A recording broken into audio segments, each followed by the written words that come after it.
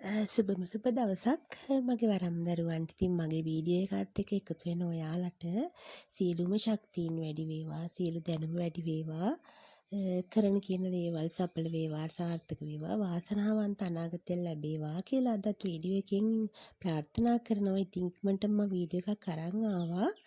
ඉතින් අද කතා කරන්නේ පුතේ වරම් දරුවන් චූටි කාලේ පුංචි කාලේ යාගේ ජීවිතේ ගෙවන හැටි හා ගෙවපු හැටි මේක 90%ක්ම වරම් දරුවන්ට සහසුද්දියෙන්ම වෙච්ච දෙයක් වෙලා තියෙන දෙයක්. මේ මොහොතේ මගේ මේ වීඩියෝ එක බලන වරම් දරුවෝ කොහොමත් ගොඩක් ලොකු වෙලා මැදිවියටපත් වෙලා අවුරුදු 15 20 පැනපු 30 40 අතර 50ත් අතර වරම් දරුවෝ මේ වීඩියෝ එක බලන්නේ. ඉතින් ඔයාලා චුට්ටක් බලන්න වරමක් වගේද සැකයක් වගේද දෝෂයක් වගේද අමනුෂ්‍ය දෝෂයක් වගේද ගෙදර අය කියනවා පිස්සු නටනවා ඔය මනස්ගාත කියලා හොයා යන අය චුට්ටක් බලන්න ඔයාලගේ පුංචි කාලේ පුතේ මෙහෙමද කියලා. ඉතින් වරම් දරුවන් පුංචි කාලේ ඉපදෙන්නේ සාමාන්‍ය තැනක. මේ වීඩියෝ එක බලන හැමෝම ධනවත් පවුලක ඉපදිච්ච දරුවොත් සීමිත පිරිසක් ඉන්න පුළුවන්. ඉතින් වරම් දරුවා පුංචි කාලෙම දුප්පත් ගෙදරක දුප්පත් අම්මා තාත්තගේ පැලක ගොඩාක් අගහිඟතා මැද්දේ තමයි උපත ලබන්නේ. ගොඩක්ම සැපක් හම්බ වෙන්නේ පුංචි කාලේ. මොකද කිව්වොත් හොඳ තැනක ඉපදුනත් කිසිම හේකින් දෙමාපියෝ ඔයාලගේ අදහස් සහ ගැළපෙන්නේ නැති වෙන්න පුළුවන්. ඉතින් පුංචි කාලේ ඉඳලා මානසික වැටෙන්න පුළුවන්. ගොඩක් කේන්ති යන්න පුළුවන්.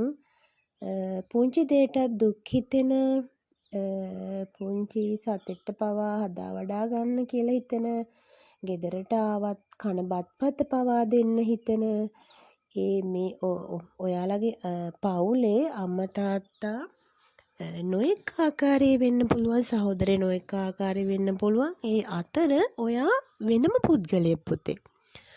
ඔයාට සෑහෙන දුක හිතෙන, අනුන් ගැන දුක හිතෙන, අනුකම්පා හිතෙන, ඉගෙන ගන්න පන්තියේ වුණත් ළමයි එක්ක ඉන්නකොට ඔයා හරිම වෙනස් පුද්ගලයෙක්.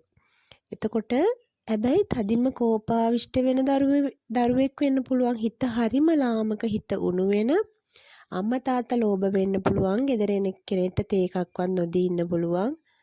මේ දරුවා හරියටම ඒ ගැන දුක් වෙන දරුවෙක්. මොකද කිව්වොත් සිතුවිලි වෙනසක් වෙනවා. දෙමාපියෝ වගේ වෙන්නේ නැහැ. සහෝදරයෝ වගේ වෙන්නේ නැහැ. මෙයා නාගවරම් දරුවෝ පෙර සංසාරේ ඉඳලා නාග කුලයක පවතින හින්දා ශරීරගත සිතුම් පැතුම් මනස සාමාන්‍ය මනුස්ස භාවයේ හිටියට මව්පියන්ගේ ගුණ ගති ගුණ තිබුණාට මනුස්ස ස්වරූපයක් තිබුණාට සිතුවිලි අතින් ශරීර ලක්ෂණ අතින් බොහොම වෙනස් වෙන්න පුළුවන්. ඉතින් පවුලේ අම්මා තාත්තා ගොඩාක් ලස්සන වෙන්න පුළුවන්. මේ දරුවා කැත වෙන්න පුළුවන්. ඒ වගේම කැතම පවුලක ඉපදිලා ලස්සනම දරුවෙක් වෙන්න පුළුවන්. විශේෂයක් තියෙනවා මේ දරුවාට. තව දෙයක් එයා ජීවිතේ ගෙවනකොට නොඑක් දේවල් දැන් චුට්ටක් සිහි කරගන්න, මතක් කරගන්න පුංචි කාලේ අමතක වෙලා තියෙන්නත් පුළුවන්. අවුරුදු 4 5 යන කාලවල වල ඔයාලට මතක ඇති. ඉතින් ගොඩක් මේ හීන දකින්නවා වගේ දකින්න පුළුවන්. ගොඩක් දරුවෝ දකින්නවා නොඑක් එලි, පාට එලි දකින්නවා.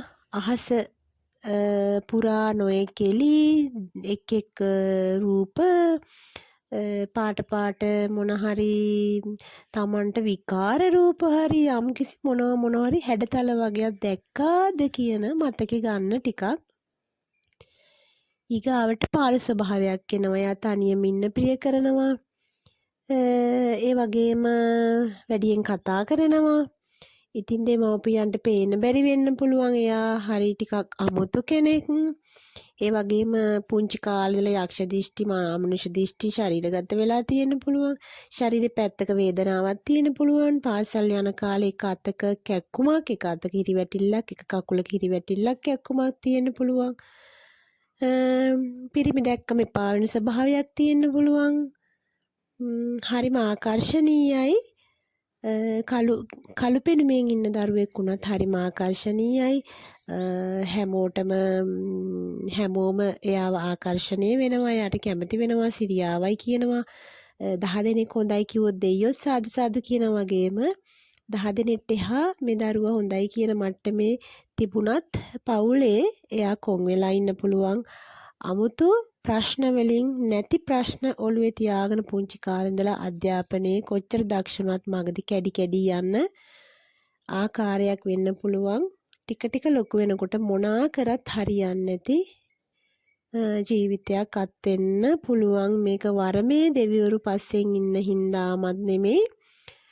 ඔබට දෙයක් දෙන්න තියෙනවා නම් ඒ තිබෙන්නා වූ දෝෂ ටික අයින් වෙන්නයි ඔබට ඒ දේ දෙන්නයි තමයි මේ කාරණා සිදු වෙන්නේ. ඉතින් මුල් කාලේ ජීවිතේ පටන් ගත්ත දා ඉඳන් පව් ගෙවන්න පටන් ගන්නවා. පව් ගෙවලා ඉවර වෙච්ච තැන තමයි පින මතුවෙලා වරම ස්ථාවර වෙන්නේ. ඉතින් පුංචි කාලේ දන්නේ නැහැ මේක දෙමව්පියෝ දන්නේ නැහැ. මේ වගේ දේවගති පවුලක ඉන්නවා නම් චුට්ටක් දෙමව්පියෝ දන්නව ඇති අම්මා තාත්තා මේ වගේ කාරණා වැඩ කරන කෙනෙක් නම් එහෙම වෙනව ඇති. දරුවන්ට ඇස්වහ වදිනවා, සෑහෙන්න කටින් කටවහ ඇස්වහ වදිනවා. ඉතින් දරුවෝ ගොඩාක් අසනීප තත්ත්වවලට මුහුණ දෙනවා. ඒ වගේම කාන්තාවන් නම් කුඩා කාලේ සෑහෙන කරදරවල ලක් වෙන්න පුළුවන්. දෙමව්පියෝ නොදැනුවත්ව හරි අතවරයකට හරි ලක් වෙලා ජීවිතේ පා වෙලා නන්නත්තර වෙලා යන මට්ටමකට බොහෝමම සොයාගත්ත විදිහට Tamanට නොවෙන්න පුළුවන්. මේක කෙනෙක්ට කියාගන්න බැරි වෙන්න පුළුවන්. සෑහෙන කරදර මැද්දේ තමන්ගේ ජීවිතය හරි වයසට එනකොට හරි කසාදයක් ඕනේ නැහැ. කසාද බැන්දත් කලකිරෙන ස්වභාවයක් ඇති වෙන්න පුළුවන්. මේක දෙවියන් බැලුවේ නැද්ද? ඇයි පුංචි කාලේ ඇයි අපිට මෙහෙම කරේ කියලා හෙව්වට දෙවි හාමුදුරුවන්ට ලං වෙන්න බැරි තත්ත්වයක්. මොකද පුංචි කාලේ ඉඳන් ශරීරයට රාග අධික පෙනුම් ඇති වෙනවා. මේ දරුවන්ට නාග දරුවන්ට පිරිමි පුද්ගලයෙක් දැක්කත් දෙවතාවක් තුන් වතාවක් හැරි හැරි බලන්න තරම් ආකර්ෂණයක් තියෙනවා යාළගේ පුංචි කාලේ ඉඳලා එහෙමයි. ඉතින් නාගදෙයි හාමුදුරුවන්ටත් කිසිදු කෙනෙක්ට මුල් කාලේ අමනුෂ්‍යයන් ලං වෙලා තියෙන හින්දා පුංචි කාලේ ඉඳලා කලු කුමාර දෝෂ ඇදෙන්න පුළුවන්. ඉතින් ඒ හින්දා දෙවියන්ට ඔයාලට පිහිටක් වෙන්න දිනයක් බල ඉන්න පුළුවන්. ඉන්න භූමියේ දෝෂ තියෙනවා නම් භූමියට එන්න බැරි වෙන්න පුළුවන්. මේ දරුවෝ හැබැයි හැලෙන්නේ සැලෙන්නේ වැටෙන්නේ. ගොඩාක් පෞද්ගල ජීවිත වෙන් වෙනවා. වෙන් වුණාට කොහොම හරි හයියෙන් අල්ලගෙන ඉන්නවා. ඉතින් පුංචි කාලේ තව සුරංගනා හීන වගේ ලෝකවල ජීවත් වෙන්න පුළුවන්. ඒ වගේම ඔයාලට දැනුණත් බලන්න ඇස් දෙක වහගෙන ඉඳිද්දි හරි නිදාන් ඉඳිද්දි හරි හීනෙන් හරි ඔයාලා පියාඹනවා. පුංචි කාලේ පියාඹනවා හරි මැඟ සැහැල්ලුවේ ඒ කන්දෙන් මේ කන්දට මේ කන්දෙන් ඒ කන්දට ශරීරේ හරි සැහැල්ලුවක් වෙලාවට දකිනවා. එක් එක් හීන පේනවා එක එක දේවල් පෙන්눔 කරාට අපිට ඒක දවසයි දෙකයි මතකේ නැති වෙන්න පුළුවන්. ඉතින් කමෙන්ට් එකක් දාලා තියන්න. ඔයාලටත් මේ වගේ සිදුවීම් සිදු වුණාද? දැනටමත් ගෙදරින් මේකට අකමැත්තක් පිළිගැනීමක් නැති දෙයක් වුණාද කියලා. හයියෙන් අල්ලගත්ත මේ ජීවිතේ ඉස්සරහටත් හයියෙන් අල්ලන් ඉන්න. ඉතින් කොහොමත් වැටෙන්න සැලෙන්න දෙන්නේ දෙවියන් වඳින්න, පත්තිනි දෙවියන් වඳින්න. ඉතින් අම්මට කියන්න, අම්මට පින් දෙන්න, මතුමත්තේ බුදු බව ලබා ගන්න පිරිමි ආත්මයක් ලැබලා අම්මේ ඔබ වහන්සේ බුදු බව ලබා ගන්න මේ පින් ගන්න අප දෙස බලන්න අපිව රකින්න කියලා. ඉතින් පත්තිනි දෙවියන්ටත් සැහෙන කරදර ආවා. දේවත්වය ලබන්න කලින් යාගේ පෞල් ජීවිත කාලේ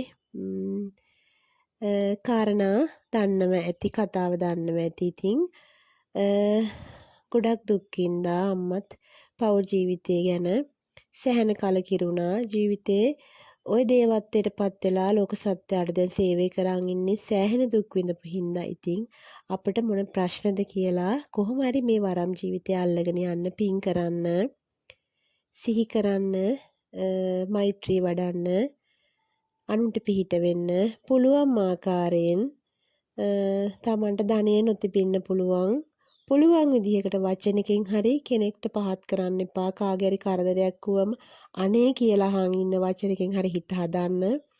ඉතින් කවදා හරි අදද හෙටද අනිවාර්යෙන් දෙයියෝ බලනවා වට හරි යනවා. වාසනාවම උදා වෙනවා. ජීවිතේ සාර්ථක වෙනවා.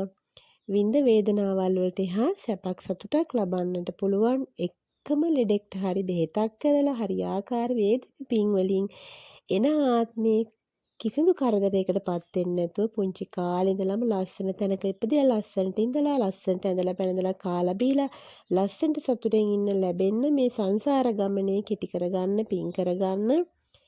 භෞතික දේවල් ගැන හිතන්න එපා. මට අහිමි වෙච්ච දේවල් ගැන හිතන්න එපා. දුක් වෙන්න එපා.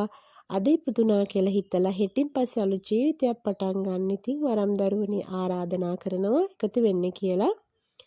ඊගා වීඩියෝ එකත් එක්ක. ඉතින් තෙරුවන් සරණයි කියනවා.